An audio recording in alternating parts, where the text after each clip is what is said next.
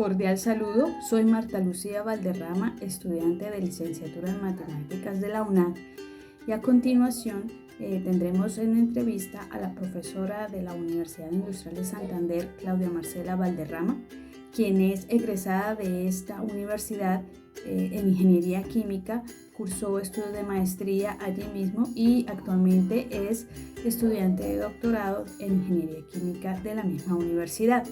Ella accedió a contarnos un poco sobre las culturas mesopotámicas y su aporte a las matemáticas, así como hablar un poco sobre los aportes realizados por Isaac Newton a las matemáticas. Muchas gracias, profesora. Reciban un cordial saludo. Soy Claudia Marcela, ingeniera química de la Universidad Industrial de Santander. Actualmente estoy cursando estudios de doctorado en dicha universidad y también soy docente en este plantel. En la oportunidad que tengo hoy de estar con ustedes, vamos a hablar sobre los aportes que tuvo la cultura mesopotámica hacia las matemáticas y de igual forma vamos a hablar de los aportes que hizo Isaac Newton hacia el cálculo. Entonces, como primera medida tenemos que pues, en Mesopotamia se desarrollaron las matemáticas del inicio de la primera cultura sumeria. Se tiene que, junto a la escritura cuneiforme, que aparece un sistema de numeración de base sexagesimal. Los escribas del primer imperio babilónico, además de las operaciones matemáticas elementales, calcularon también raíces cuadradas y cúbicas, establecieron relaciones trigonométricas entre ángulos, rectángulos y resolvieron ecuaciones algebraicas lineales y cuadráticas. Y en menor proporción también hicieron algunos tratamientos geométricos entre ángulos, trapecios, circunferencias y círculos. Entonces es así como tenemos que alrededor de 3500 surgieron los primeros cálculos matemáticos como medios contables utilizando objetos de medida pequeños, piedras, bulla o cálculo, como ellos lo llamaron, y durante este periodo se implantó el sistema de numeración sumerio, el cual es un sistema posicional de base mixta, decimal y sexagesimal, y además se empezó con la escritura pues de una forma fonética.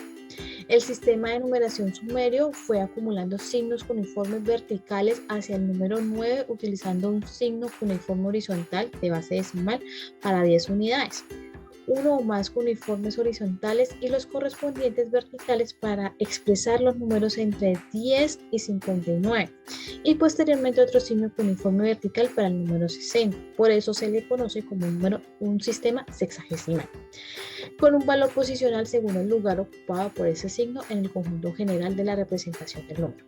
La característica esencial de la numeración cuneiforme es que la nueva unidad se coloca a la izquierda de las cantidades anteriormente representadas y se encuentra así el primer caso histórico de un sistema de numeración posicional de base 60.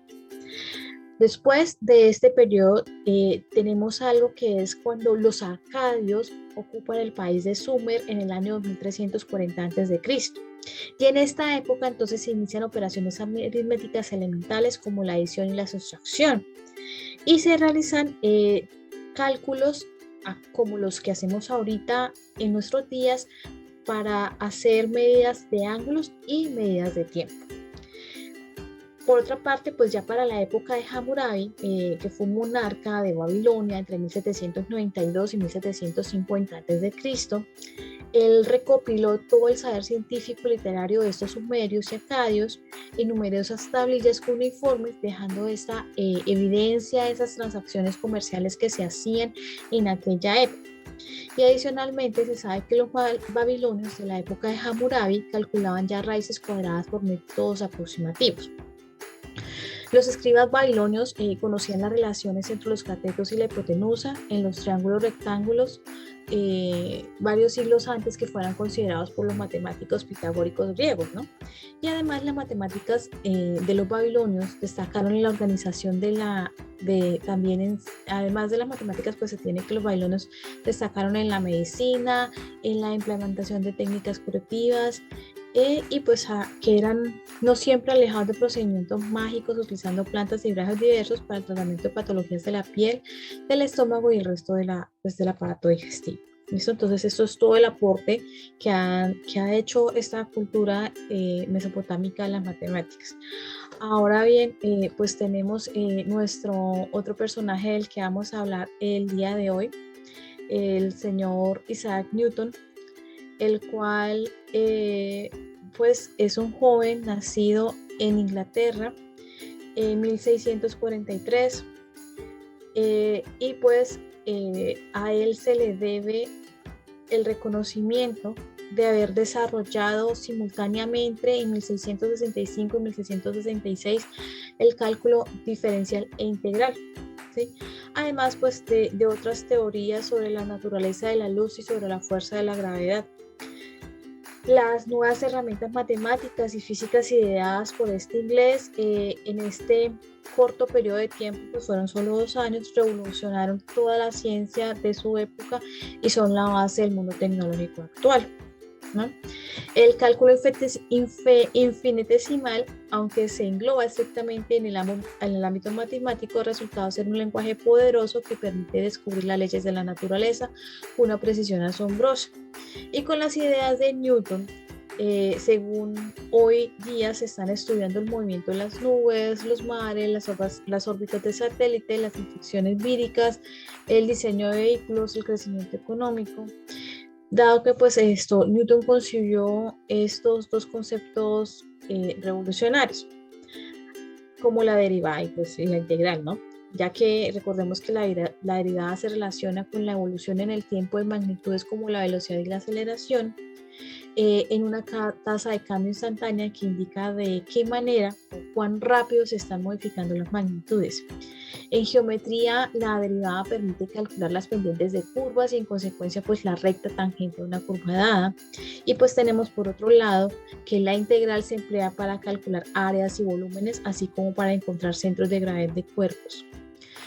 Lo sorprendente es que ambas nociones son relacionadas por una expresión matemática que se llama el teorema fundamental del cálculo infinitesimal, que afirma que la derivación y la integración son operaciones inversas, es decir, al aplicarlas sucesivamente se vuelve al valor del inicio. Entonces con esto tenemos que Newton después pues entrega a su mentor un manuscrito, ¿sí? En el que aparece pues por primera vez las bases del nuevo cálculo diferencial, y en él expone un método aproximado para resolver ecuaciones, lo que hoy conocemos con el método de Newton-Raphson, y enuncia una nueva, enuncia y demuestra realmente una nueva fórmula para calcular el área encerrada por una parábola generalizada. Entonces,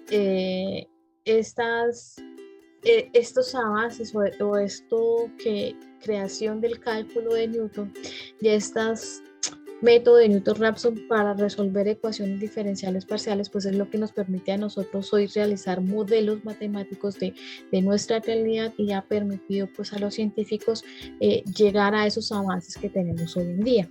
Entonces, eso era todo lo que les quería comentar sobre estos dos temas súper importantes y esos grandes aportes que hicieron tanto los mesopotámicos como Sir Isaac Newton al campo de las matemáticas. Muchísimas gracias por su atención. Espero pues estén muy bien. Gracias.